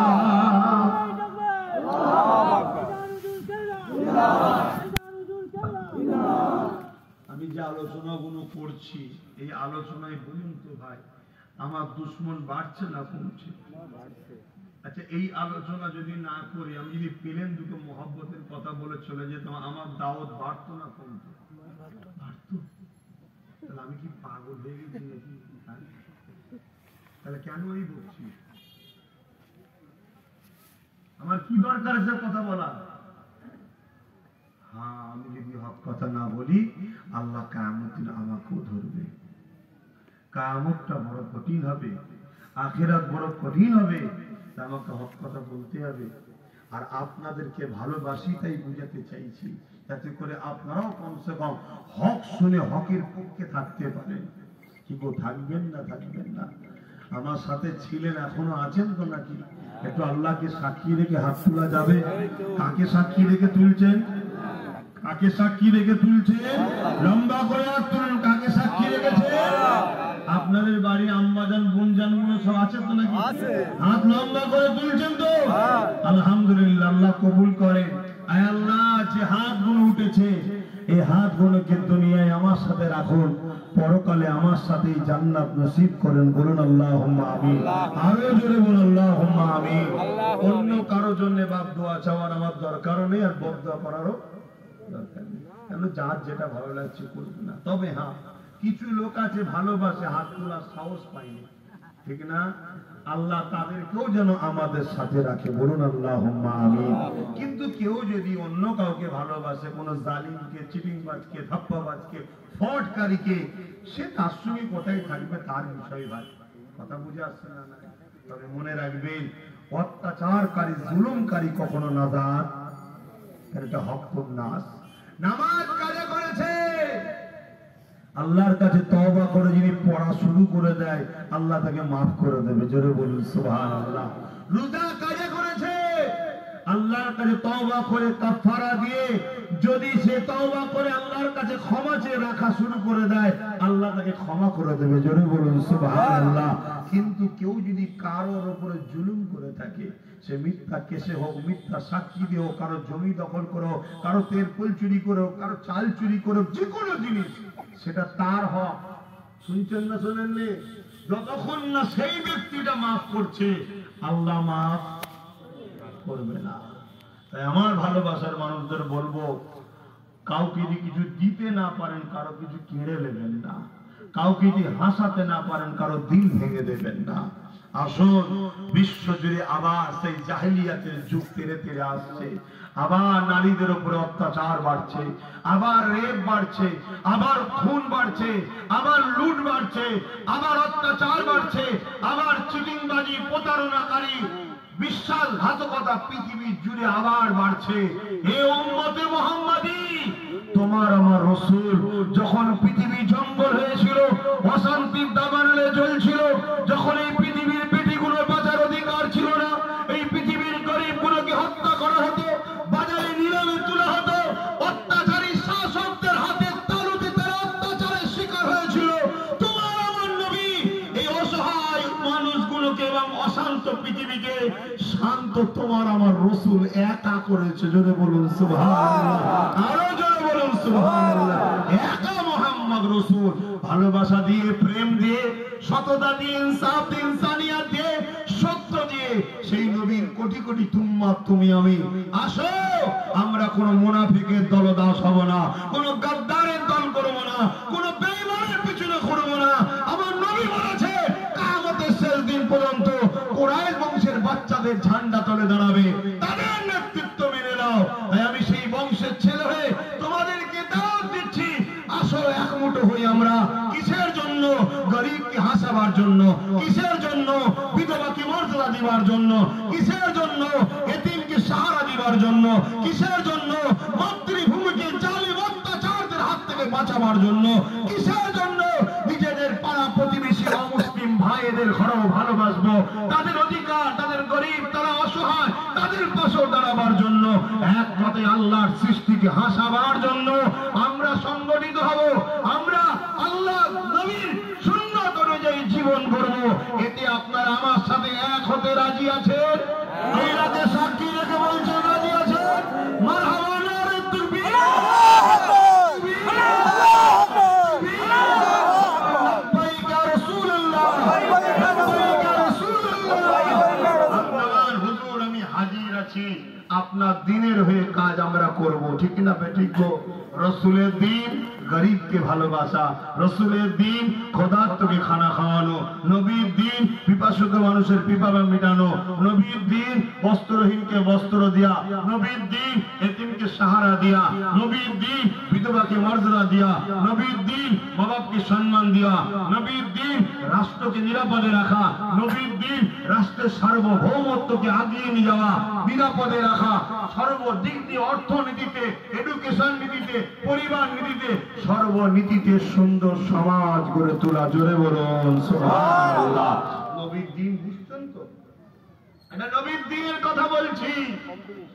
হায় রে আমার কম, আমাদেরকে কেউ কেউ বুঝিয়ে দিয়েছে ইসলাম মানে নামাজ, দাড়ি টুপি। শুনছেন? না না না না না না, নারী টুপি নামাজ আছে, ওটা ব্যক্তিগত। আমি নামাজ পড়বো আমার নেকি, আপনি পড়বেন আপনার নেকি, ওটা ব্যক্তিগত ইবাদত। শুনছেন? আর নবীর দিন মানে সুস্থ সমাজ গড়া, ইনসাফের সমাজ গড়া, মানব বন্ধনের সমাজ গড়া, মনুষ্যত্বের সমাজ গড়া, রেপ মুক্ত সমাজ গড়া, দর্শন মুক্ত সমাজ গড়া, জুলুম মুক্ত সমাজ গড়া, মদ মুক্ত সমাজ গড়া। এটা হচ্ছে রাসূলুল্লাহ দিন। আজকে মদের কারণে বেশি ক্রাইম হচ্ছে, মদের কারণে অ্যাক্সিডেন্ট বেশি হচ্ছে, মদের কারণে বাড়ি বাড়ি ডিভোর্স বেশি হচ্ছে, মদের কারণে মানুষের লিভার নষ্ট হয়ে যাচ্ছে। এরকম একটা অসভ্য খাবার মুক্ত সমাজ গড়া হলো রাসূলুল্লাহ দিন। জোরে বলুন সুবহানাল্লাহ। আর আমরা সেই দিকে না গিয়ে কোন দিকে যাচ্ছি? যারা মদ বেশি করে সমাজকে দিচ্ছে তাদেরকে শক্ত তৈরি করছে। আল্লাহর কাছে জবাব দিতে হবে না? হ্যাঁ, তোমাকে যদি আল্লাহ মেরে ফেলবে বলে অন্য কেউ বাঁচাতে পারবে? আর আল্লাহ যদি বাঁচাবো বলে কেউ মারতে পারবে? তুমি কি করছো? দূরের কাছে যেখান থেকে শুনছেন পরিবর্তন হন, এখনো সময় আছে, এখনো সময় আছে।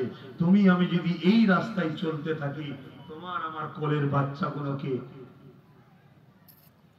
জন হতে হবে না, তার আগেই কাফন করতে হবে। কি বলছি শুনছেন? হ্যাঁ, এত বড় কথা বুক ঠুকে বলে যাচ্ছে। তুমি আমি যদি এইভাবে চলতে থাকি, হ্যাঁ তুমি আমি যদি পরিবর্তন হই, কাতার মজবুত করি, আসো নিজের নবীর বংশের বাচ্চার পিছনে আমরা দাঁড়াবো। কথা বুঝে আসছে? ইনসাফ পরায়ণদের পিছনে দাঁড়াবো। দুনিয়া অনেক কিছু বলবে, দুনিয়া মিথ্যা প্রচার তোমার সামনে হাজারো করবে। কথা বুঝে আসছে? মিথ্যা প্রতিশ্রুতি দুনিয়া দেবে। কথা বুঝে আসছে? একটার জায়গায় ডবল ডবল প্রতিশ্রুতি দেবে, কিন্তু এই ধোকায় পড়লে হবে না। এটাকে বলা হয় লোভ। আল্লাহ নবী বলেছে একটা সময় আমার উম্মত প্রচুর মার খাবে। কারণ কি হুজুর? মৃত্যুর ভয় ও লোভে পড়ে যাবে। মৃত্যুলে বললাম, এবার লোভ, আমরা লোভে পড়ে গেছি। শুধু আমি তুমি ফেসে যাচ্ছি তা নয়, আমাদের সমাজের আরো অন্য ধর্মের মানুষরাও বিপদে পড়ছে। যাক, এটা ধর্মসভা, তাই কারোরই আলোচনা করছি না, কিন্তু মনে রাখবে তুমি আমি ফেসে যাচ্ছি এই লোভে পড়ার জন্য। তুমি আমি ফেসে যাচ্ছি। কেউ এসে বলল, এলে তোকে এই পথটা দিলাম, তুই এক কাজ কর, এইগুলোকে মেরে দিতে হবে। তুমি পদের লোভে মেরে দিলে। আরে বোকা, তোমাকে যখন কেউ ভিক্ষা দিয়েছে, তোমার দ্বারা দিয়ে প্রথম মেরিয়ে নিল, তারপরে তোমার কোমরে লাথি মেরে সরিয়ে দেবে, তোমার কেউ আর কেউ পাশে দাঁড়াবার থাকবে না। কথা মাথায় ঢুকছে? বোঝাবার জন্য বলছি। একটা জঙ্গল, এই জঙ্গলটা তুই পরিষ্কার করে দে, তোকে একটা ঘর দেবো বলে।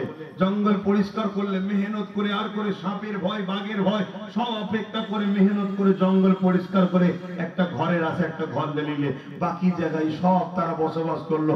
একটা দিন তোমাকে ঘর থেকে বার করে জেলে ভরে দিল, ওই ঘরটাও তার হয়ে গেল, তুমি কি করবে? কথা কিছু মাথায় ঢুকছে? অতএব যদি বুঝতে পারো, শুধরে যাও, শুধরে যাও। আগামী দিন বড় ভয়ানক দিন আসছে। এই জলসার মাহফিল আগামী দিন হবে না, হবে না। তুমি কি ভাবছো আব্বাস সিদ্দিকী তোমার হবে না? দৌড় বাবু, আমার তবুও হচ্ছে, অনেকের হয়নি। যারা একটু তেল মেরে মেরে চলছিল তাদেরই হয় না, আমার তবুও হয়। কথা মাথায় ঢুকছে না? ঢুকে না। কারণ আমার পিছনে যারা আছে সব একদম সলিড, ওরা শেষ নিঃশ্বাস পর্যন্ত লড়াই করে। হবে না তার মানে হবে, ওখানে হবে না, এখানে এখানে নয়, ওখানে ওখানে নয়, ওখানে কোন জায়গায় যদি না হয়, আমার ছেলেরা বলবে ভাইজান আসবে, মুখে কথা বলবে, তাও শুনবো, জলসা হবে। কথা বুঝে আসছে না? আমার ছেলেরা এত জেদি, এসব ট্রেনিং দিয়ে তৈরি করেছি আমি। আর এই জন্যই তো আমার উপর না, সবাইকে দমিয়ে দিয়ে যায়, এ বেটাকে পড়া যায় না। কথা বুঝে আসছে না? হ্যাঁ, আমার ছেলেরা যদি না হয় এতটুকু বলবে, ওই দিন আসবে, মুখে শুধু আল্লাহ আমিন করে দেবে, তাও আসবে, জলসা হবে। কি বলছো, ঠিক না বেটি? দেখছো সব রেডি আছে। কত জায়গায় হচ্ছে তোর বাবা, কত জায়গায় হচ্ছে। একদিন এক জায়গায় স্কুলের পারমিশন নিতে জলসা করা, স্কুলে হবে। পরে যে শুনলাম হুজুর স্কুলে হঠাৎ করে এলাকার, বুঝতে পারছো তার নামে মেম্বারে লিখছি না, সে খেলাতে দিয়েছে জোর করে। ও তাহলে কি হলো? হুজুর এই জন্য আমরা এইখানে করছি। ভালো কাজ করেছিস। খেলার মাঠে যদি স্কুল মাঠে হতো, মা বোনগুলো শুনতে পেত না। গ্রামে হচ্ছে মা বোনগুলো শিখুক, তারাও তৈরি হোক। কথা বুঝে আসছে না? না কি গো? তাহলে আল্লাহ যা করে ভালোর জন্যই করে। তো সেই জায়গাতে বক্তব্য এই যে বাধা, আগামী দিনে জলসাগুলো করতে দেবে না। কেন বলেন তো? মাদ্রাসাগুলোকে সামান্য কিছু মাইনে দিয়ে আয়ত্ত করে নিচ্ছে, নিজের মতো করে পড়াচ্ছে। শুনছেন না শোনেননি? না মুসলমানের মোড়া না অমুসলিমের মোড়া, এরকম করে ফেলেছে মাদ্রাসাগুলোকে। কি গো, কথা খারাপ লাগছে নাকি? কিন্তু এই মাহফিল গুলোতে এখনো কিন্তু সবাই বসে আর স্বাধীনভাবে কথা বলা হচ্ছে, হচ্ছে না হয়নি? মসজিদ গুলোকে আয়ত্ত করে নিয়েছে ওই ইমাম সাহেবদের, সবাইকে না পারলেও কিছু বিক্রি হয়েছে না হয়নি? কি গো, কথা বলছেন না কেন? ভয় লাগছে?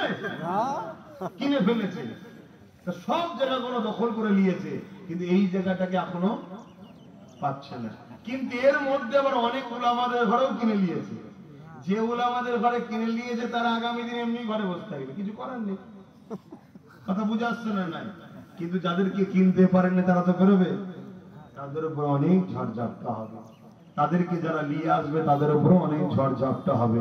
তাই আমি জানতে চাইছি, কোরআনের মাহফিল হবে না বন্ধ করতে দেবে? হবে। জোরে জোরে বলুন, হবে না বন্ধ করে দেবে? হবে না বন্ধ করে দেবে? হবে। যেখানে বাধা হবে সেখানে একবারের জায়গায় 100টা মাহফিল করবেন। শুনছেন না শোনেন নেই?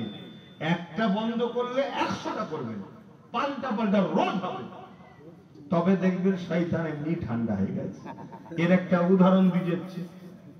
একজন আল্লাহর ওলি একদিন শীতের সময় ফজর বেলা উঠেছে নামাজ পড়তে, পানিতে হাত দিয়ে দেখছে খুব ঠান্ডা পানি।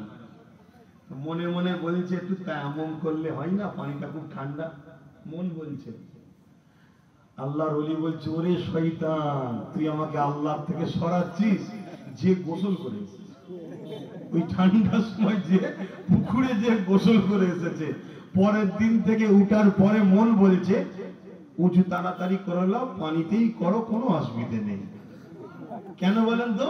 এই নফস বুঝে গেছে যে কি আবার বাধা দিই, ও যে পুরো গোসল করে। তো ওই রকম দ্বারা এই শয়তান যদি বলে হবে না, একটা বন্ধ 100টা করতে হবে। শয়তান থেকে ঘেঁটিয়ে লাভ নেই, শেষকালে একটা থেকে 100 হচ্ছে হয়ে যায়। কথা বুঝছেন না? নিয়ম এগুলো। আমরা ভাববো যে না, হ্যাঁ এগুলো করতে হবে। যেমন কাবা শরীফ তওয়াফ করার সময় একটা তওয়াফ আছে, তওয়াফে রুমাল বলা হয়, বুকটা ফুলিয়ে ফুলিয়ে তওয়াফ করতে হয়। যারা হজ করেছে জানেন তো নাকি? তওয়াফে রুমাল 3 বার তওয়াফ করে বুক ফুলিয়ে ফুলিয়ে করতে হয়। কেন জানেন? মক্কায় যারা সন্ত্রাস ছিল তারা বড় অহংকারী ছিল।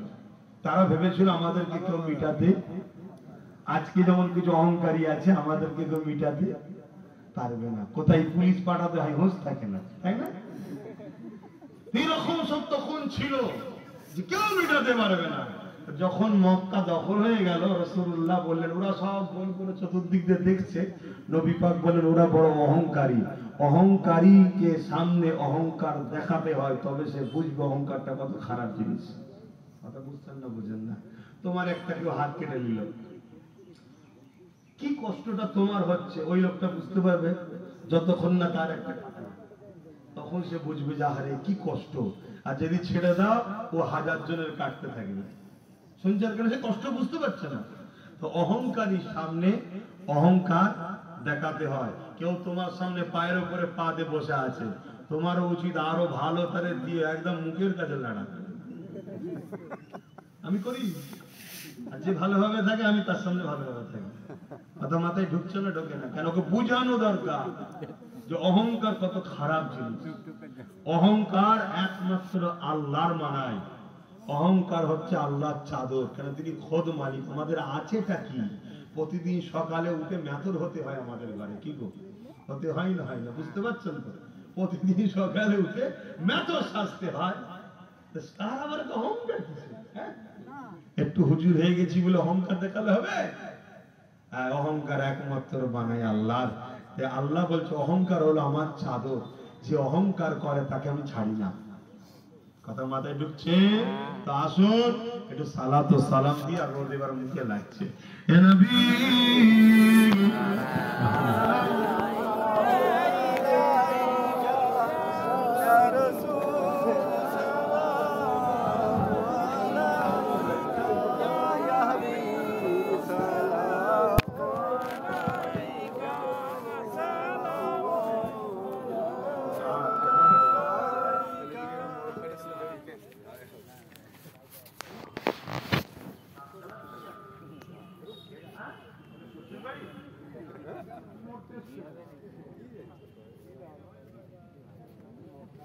ভাইরা ভাইয়ের বাড়ি। তুমি জলসা কমিটির লোক, তাহলে কেন তো বোঝাতে যাও, নিচুই যাও, যাও। আরে দেখা নিচুই করবে, যাও না তুমি। সব শুকনো দরদের লোক আমার কাছে পাত্তা পাই না। বাইরে বাড়ি আমি বাড়ি এসে ভালো করে খেয়েছো, ওখানে যে বসো। কথা মাথায় ঢুকছে না, ঢোকে না? হ্যাঁ, আমি খুব পড়া লোক বাপ। আবার ভালোবাসার মতের মিল মিলে গেলেও একসাথে বন্ধুর মতো থাকবো। তুমি ভাইরা ভাইয়ের বাড়ি এসে এখানে বলবে আমি অমুক জায়গা থেকে এসেছি, আর লোক বলবে ওই দূর থেকেই ভাড়া করে দিয়ে আসে, তাই না? বলবে না, বলবে না? তুমি কোথা থেকে এসছো না এসছো অত তোমার জানাবার কি দরকার? তুমি কুটুম বাড়ি এসছো, কুটুম বাড়ি খেয়ে জলসা হচ্ছে, সাথে বসতে চুপছে থাকবে। বারবার অত বলার কি লক্ষ্য তোমার? আমি বুঝি না। কথা বুঝতে না বোঝেন না, আমি খুব পড়ার লোক ভাই। কি মিশবেন না ছেড়ে দেবেন? বলুন, সাবধান বলুন না, মিশবেন না? হাত তুলে আল্লাহকে সাক্ষী মিশবেন তো নাকি? হ্যাঁ, নীতির উপরে মজবুত থাকবে। যার নীতি নেই তাকে চতুষ্পদ জন্তু বলা হয়, আর যার নীতি আছে তাকেই মানুষ বলা হয়। সে নীতি ভুল হোক আর ঠিক হোক পরের কথা, আপনার যেটা পছন্দ তার উপরে মজবুত হন। কখনো ইডাল, কখনো উডাল, কখনো এখানে, ওখানে এরকম করছেন কেন? এ তো রাজনীতি নেতাদের কাজ। কখন এই দলে নাম মারছে, কোন ও দলে নাম মারছে, কোন ও দলে নাম মারছে। নীতি আছে নাকি? আপনি করছেন কেন নবীর উম্মত হয়ে? আপনার একটা নীতি থাকা দরকার, আপনার একটা নীতি থাকা দরকার। কি রাজনীতি নেতাদের কথা বললাম, কষ্ট হলো নাকি? না, আমি দেখছি তো, কালকে যে সেকুলার ছিল আজকে সে কমনার হয়ে যাচ্ছে, আজকে যে কমনার কালকে আবার সেকুলার, কত কি হচ্ছে না হয়নি। তাই একটু টাচ দিয়ে শিক্ষা দিলে, বোঝাতে, বাচ্চাকে বোঝাতে গেলে উদাহরণ টানতে লাগে। আপনি ভাববেন আমি তো তোমার দাদর বয়সে। হ্যাঁ, দাদর বয়সী ঠিক আছে আব্বা, কিন্তু এলমের কাছে তো বুঝাতে হবে নাকি? তাই বুঝাচ্ছি, দারুদাল্লাহ বলবেন না, একটা নীতি করুন। তাতে আব্বাসের থেকে যদি দুশ্মনীর নীতি থাকে, মরতে দম পর্যন্ত দুশ্মনী করুন। আর যদি আব্বাসের দিকে প্রেমের নীতি থাকে, দুনিয়ার দিকে উল্টে গেল, আব্বাসের দিকে ছাড়া দ্বিতীয় কিছু বুঝবে না। এই নীতি তৈরি করো। কাউকে প্রেম খুলে দেখাতে লাগবে না, আল্লাহ জানলেই হবে, আর আমার সাথে আছো আমি জানলেই হবে। কথা মাথায় ঢুকছে না, ঢোকে না? নীতি মজবুত করো, নীতি মজবুত করো। কারণ আগামী দিন সবাইকে তোলা সম্ভব নেই ভাই। শুনছেন না, শোনেন না? সবাইকে তোলা সম্ভব নয়। কিছু বুঝতে পারছে? হ্যাঁ, আগামী দিন আপন জনগুলোকে তুলে নিতে হবে। কি গো? হ্যাঁ, সকাল হলে দেখবেন না, সন্ধ্যার সময় বুঝাবার জন্য বলছি, সন্ধ্যার সময় যে যার ঘরের ছেলে যে যার ঘরে ঢুকে যায়, ঠিক না ঠিক গো? হ্যাঁ, যে যার ঘরের ছেলে যে যার ঘরে ঢুকে যায়, মা ছেলের জন্য খাবারও ব্যবস্থা করে, কম্বলেরও ব্যবস্থা বাপ করে, যেটা একটা করে নেয়, ঠিক না ঠিক গো? অতএব যে যার আগামী দিন সামলে নাও। অনেক বুঝিয়েছিলাম বাপ, আজ থেকে 2016 থেকে কি না বলেছে, দালাল বলেছে, কাফের বলেছে, বেঈমান বলেছে, আরো কি কি না বলেছে। আমি এই দাবি করেছি, আমি ওই দাবি করেছি, কি বলেছে না বলেন? আর তখন থেকে যদি সবাই মিলে সাথ দিত, আজকে অনেক দূর চলে যেতে পারতাম। কি তাহলে বড় ঝড় এলেও ট্যাকেল করে দিয়ে অনেক বলে দিয়েছিল তারা। তবে আমাকে যারা ভালোবাসে, আমি আবার বলছি, আল্লাহ ছাড়া কাউকে ভয় করবেন না, নবী ছাড়া কাউকে লিডার, নেতৃত্ব অন্য কারো মানবেন না। আমাদের মডেল, আমাদের আইডল হযরত নবী মুহাম্মদ রাসূল সাল্লাল্লাহু আলাইহি সাল্লাম, এটা মনে রাখবেন। আর নিশ্চিন্তায় থাকুন। কথা মাথায় ঢুকছে? যদি বিশ্বাসটাকে মনে রাখবেন, আপনাদের জন্য কেউ না কেউ এখনো দোয়া চাই, আপনাদের জন্য কেউ না কেউ এখনো আপনাদের নিয়ে ভাবছে, আপনাদের নিয়ে করছে, এটা মাথায় রাখবেন। কিন্তু নীতিতে মজবুত হন, না অসুবিধা আছে। কথা কিছু বুঝে আসছে? হ্যাঁ, আসুন। ইয়া নবী সালাম, ইয়া রাসূল, ইয়া হাবিব সালাম, সালাওয়াতুল্লাহ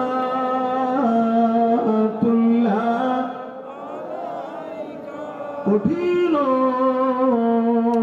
আসো ওরের দিন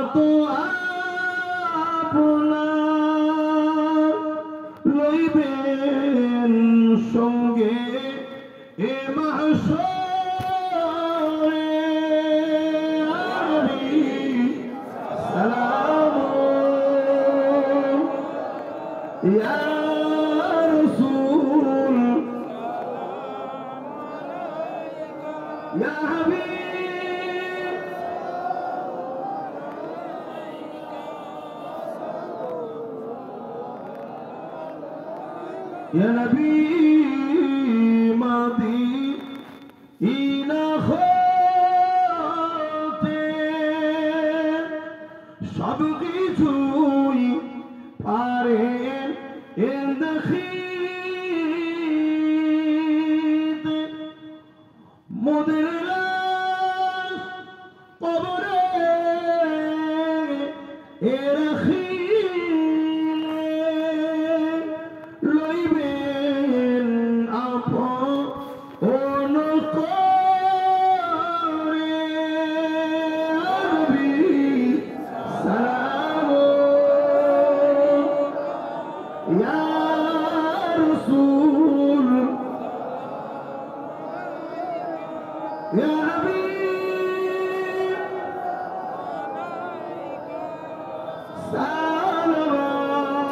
সালাওয়াতুল্লাহ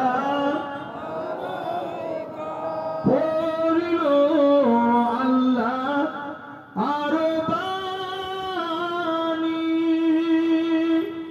পড়ালো দুঃখে এর জানি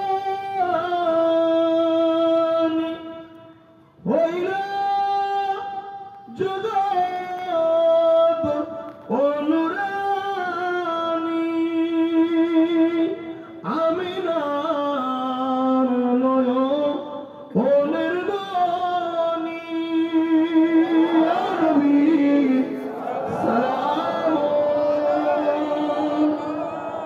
ইয়া রাসূল ইয়া হাবিব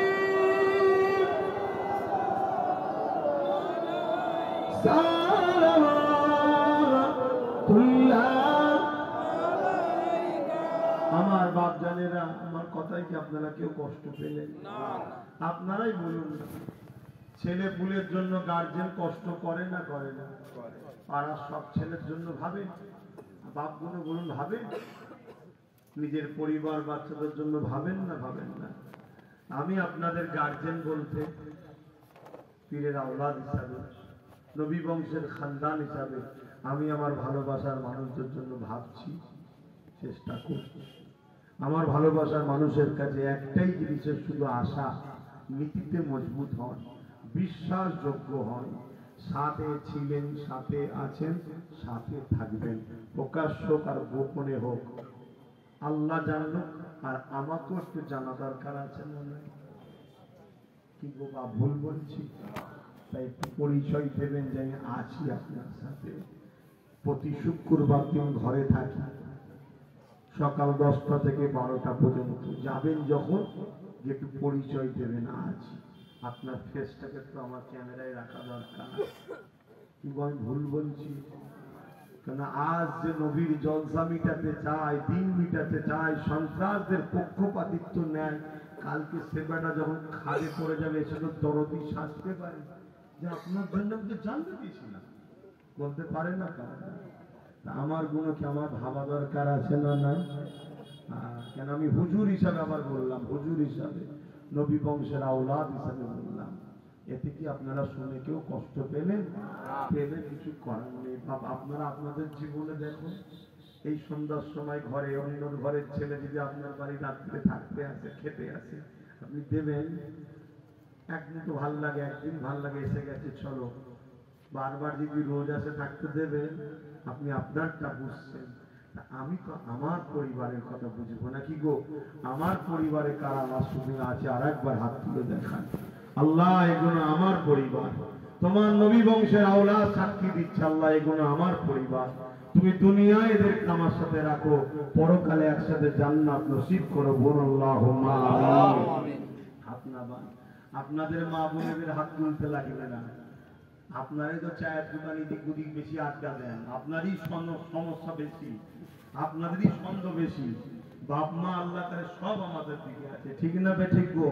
হ্যাঁ, আপনারা তবু এদিক ওদিক করে, তারা আল্লাহ তাআলা কিচ্ছু বোঝে না। নবী বংশের বাচ্চা যা বলবে সুবহানাল্লাহ আলহামদুলিল্লাহ ব্যাস। আর বেশি বুঝদারি অতি চালাকের কোথায় দড়ি হয় জানেন তো? বেশি বুঝদারি বেশি ফাঁসে। কথা বুঝে আসছে? সেই একটা দাঁড়িয়ে দাঁড়িয়ে একটা কথা হয়ে যায়, কেন মুখে রোদ লাগছে বলে একটু দাঁড়িয়ে বলছি, অসুবিধা হচ্ছে? ওই শীতকাল আসার আগে ওই হরিণ পিপিলিকাকে বলছে, আরে খাবার সংগ্রহ করে নাও, শীতকাল এসছে। কথা বুঝে আসছে? ওই সরি, পিপিলিকা হরিণকে বলছে খাবার সংগ্রহ করে নাও। হরিণ বলছে, তোর বাবু তুই করতো, আমি উড়ে উড়ে বেড়াই, এখানে সেখানে ঠিক পেয়ে যাবো কোনি। পিপিলিকা নিজের গন্তব্য গিয়ে খাবার নিয়ে এসে গন্তব্য রেখে দিয়ে শীতকাল এসে গেছে, সব গাছের পাতা ফাতা সব ঝরে নষ্ট রেখে, এখন তো শীতও পড়েনি, গাছের পাতাও পড়েনি। কথা বুঝে আসছে? এখন দেখছে হরিণ খেতে না পেয়ে আর পেয়ে ঠান্ডাতে এক জায়গায় চিৎপাত হয়ে পড়ে আছে। তখন পিপিলিকা বলছে, আমি বলেছিলাম না, কিন্তু আমি আমার পরিবার বাচ্চা সন্তান সবার জন্য ব্যবস্থা করে রেখেছি। কথা মাথায় ঘুরছে? মুসলমান একদল আছে যারা ছদ্মবেশে আছে, যারা আমার নবীর দ্বীনের দুশমন। অতএব সে ডুবে যাচ্ছে দেখে তার হাত ধরে তুলবো, উঠে আবার নবীর দুশমনি করবে দিনের। এরকম বিয়াদুলি কি করতে পারি? পারবো না। বা তার বিরোধীও করতে যাব না। আপনাকে তরঙ্গে শক্তিশালী করে আমার নবীর দুশমন করতে পারবো না। হ্যাঁ, আমার নবীর ভালোবাসার মানুষ, আমাদের মানুষ, আমরা তাদেরকে ভাববো। একটা দাওয়াত দিয়ে যাচ্ছি নলেজ সিটির ময়দানে, খাবার দাওয়াত। কবে? দাদা হুজুর আপনাদের দাওয়াত দিয়েছেন একটা? কি গো, দাওয়াত দেয়নি দাদা হুজুর? হ্যাঁ, নজওয়ান যুবকেরা, নিউ জেনারেশন, বলো জানো না জানো না? কবে? 21, 22, 23 ফাল্গুন। এটা দাদা হুজুর দাওয়াত দিয়ে গেছে, কিয়ামত পর্যন্ত চলবে। শুনছেন? কিন্তু ওই 3 দিনে দাদা হুজুরের মেহমান যারা যাবেন নলেজ সিটিতে, খাওয়া দাওয়ার দাওয়াত দিলাম। আপনাদেরই এলাকার ভাইগুলো সব রান্না বান্না করে, খুব কষ্ট করে ভাইগুলো আমার। আল্লাহ এদের রুজিতে, কারবার, ব্যবসা বাণিজ্যে বরকত দিক, এদের হাতকে আল্লাহ আরো বরকতময় করুক, বল আল্লাহুম্মা আমিন। তবে এবছরে আমি নলেজ সিটিতে সকাল 10টা থেকে রাত 10টা পর্যন্ত থাকবো। সকাল 10টা থেকে রাত 10টা পর্যন্ত থাকবো। দুপুরে জোহর ভাত খাওয়ানো হবে, রাত্রিরে 10টার সময় খাওয়ানো হবে। দুবারই খাবার দাওয়াত দিলাম। বাকি সময় দরবার শরীফে থাকবেন। আসুন, দোয়া চাওয়া হবে, একটু গায়ে গায়ে বসে যায়। দরুদ শরীফ আল্লাহুম্মা।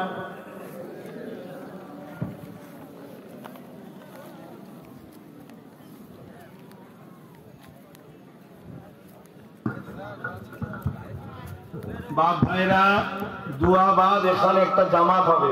ইমাম সাহেব কে আছে?